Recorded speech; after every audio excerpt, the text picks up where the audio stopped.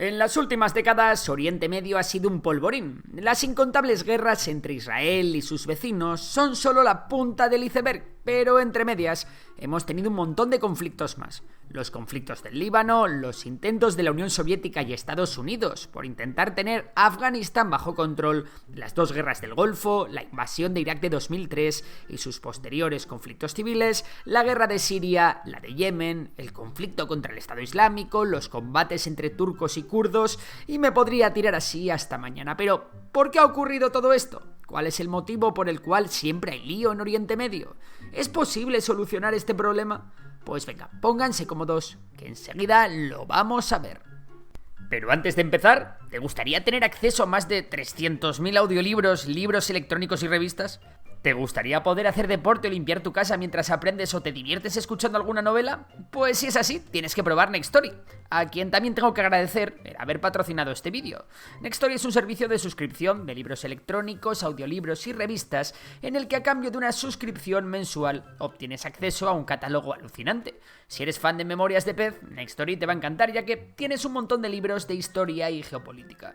Vamos, todo lo que te hace falta para entender el mundo en el que vivimos. Os podría recomendar 1000 libros, pero ya que vamos a hablar de Oriente Medio, voy a tomarme la libertad de recomendaros 3 libros para profundizar sobre el conflicto de esa zona.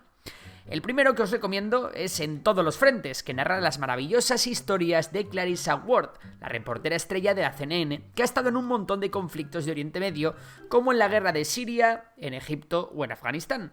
Otro muy recomendable es El grito armenio, que narra los horribles episodios sobre el genocidio armenio en el que más de 1,5 millones de armenias y armenios fueron asesinados a manos del ejército turco. Por último, tengo que recomendaros Irak, el estado incierto, que explica perfectamente la historia y la composición de Irak, que es posiblemente el estado más complicado de entender de todo Oriente Medio. Así que nada, lo dicho, todo esto y mucho más lo tenéis en Nextory. Y como no, si os registráis con mi código Memorias45, tenéis nada más y nada menos que 45 días gratis. ¿Qué más se le puede pedir a la vida? Os dejo el link en la descripción. Y ahora sí, vamos con el vídeo de hoy. Como decíamos, Oriente Medio ha sido un absoluto polvorín, pero ¿por qué?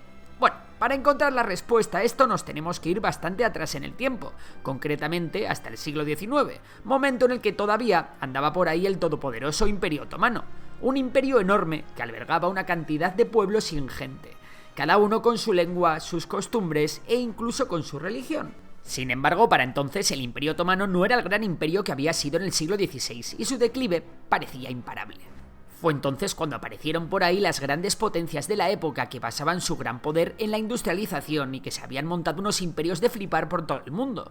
Hablamos, como no, del Imperio Británico y el Imperio Francés. A finales del siglo XIX los británicos se hicieron con un montón de protectorados en Oriente Medio, ya que esos territorios les venían de perlas. ¿Por qué?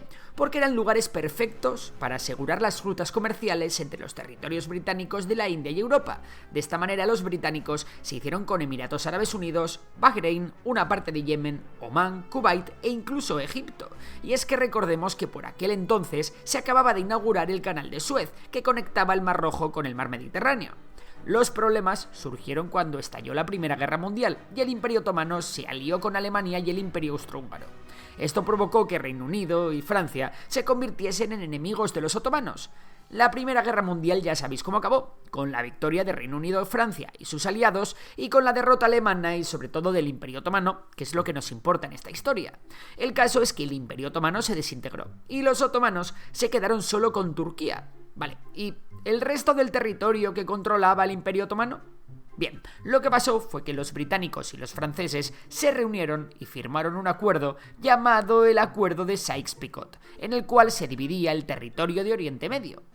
Una parte quedaría bajo administración francesa, otra parte bajo administración británica, en otra habría un estado árabe con influencia francesa y en otra un estado árabe con influencia británica. Ah, bueno, y también dejaron una parte que quedaría en manos británicas pero con un estatus especial. Spoiler, esta zona acabará siendo Israel y Palestina.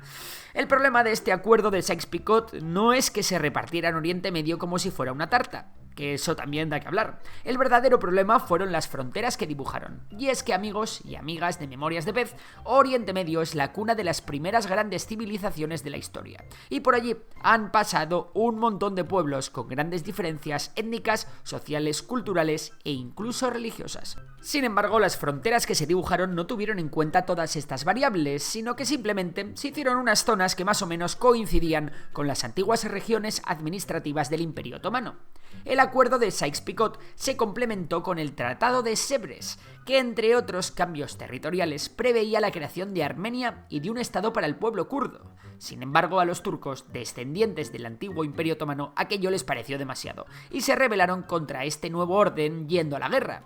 Tras la Primera Guerra Mundial, Reino Unido y Francia pasaban de movidas, y acabaron dejando a los turcos quedarse con la península de Anatolia, dejando a los kurdos sin un estado propio. Esto quedó patente en el Tratado de Lausana, que acabó de dibujar las actuales fronteras de Oriente Medio casi tal y como hoy las conocemos. Por cierto, desde entonces los kurdos iban luchando sin mucho éxito por tener un estado propio. De hecho, con 40 millones de miembros se considera el pueblo kurdo el mayor pueblo sin estado. Pero bueno, más allá de que este sea el origen del conflicto del Kurdistán, vamos a ver cómo quedaron el resto de actores importantes. Los británicos se quedaron con lo que ellos llamaban el mandato de Mesopotamia, que es el actual Irak. También se quedaron con la Transjordania y con el mandato de Palestina, donde los británicos planearon hacer un estado judío, mientras Francia se quedó con las actuales Siria y Líbano. Como decíamos antes, el problema es que dentro de estos territorios que se separaron con Escuadra y Cartabón había muchos pueblos diferentes. Esto se ve perfecto en el ejemplo de Irak. Allí aproximadamente un tercio del territorio era kurdo, otro tercio musulmán suní y otro tercio musulmán chiita. Así que cuando Irak se independizó en 1932, el problema estaba servido. Por cierto, cuando se independizó Irak, Reino Unido se quedó con Kuwait, lo que le daría décadas después a la Irak de Saddam Hussein una excusa perfecta para invadir Kuwait y que comenzase la Primera Guerra del Golfo. Pero bueno, ese es otro tema.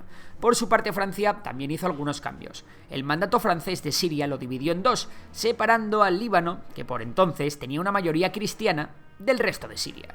Los dos países se independizaron en los años 40. En el Líbano entonces no había grandes problemas, pero en Siria pasaba lo mismo que en Irak. Chiitas, sunís, kurdos, drusos, asirios y demás pueblos quedaron mezclados entre sí. A la par, tras el final de la Segunda Guerra Mundial y después del Holocausto judío, hubo una nueva ola de judíos que emigraron a Israel, donde previamente había habido diversas olas de inmigración judía. Así es como la ONU decidió que aquellas tierras serían el hogar de un nuevo país para el pueblo judío, Israel. El problema es que en esas tierras que hasta entonces habían sido dominadas por los británicos estaba el pueblo palestino. La ONU propuso un plan de partición en 1947 que los judíos aceptaron y los árabes no. De esta manera, Israel declaró su independencia en el 1948 y el mismo día los palestinos declararon la guerra al recién creado Israel. Contra pronóstico, Israel ganó esa guerra, pero tuvo que enfrentarse a varias guerras más contra los países árabes de su entorno que querían destruir Israel. Tras varias guerras ganadas contra los países árabes, Israel limó asperezas con estos y se centró más en sus problemas con el pueblo palestino, con el cual sigue a palos a día de hoy. Bueno, pues si todo este lío de mezclar diferentes pueblos, etnias y religiones en los mismos países os parece poco, Oriente Medio se iba a poner mucho más caliente. ¿Por qué? Bueno, en los años 40 y 50 se descubrió una cantidad ingente de petróleo en casi todos los países de la zona.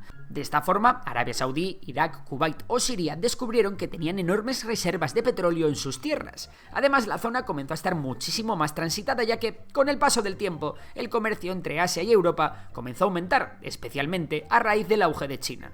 Esto significó que el canal de Suez estaba que echaba chispas y Oriente Medio se convirtió en una zona estratégica para todos los países importantes de la época.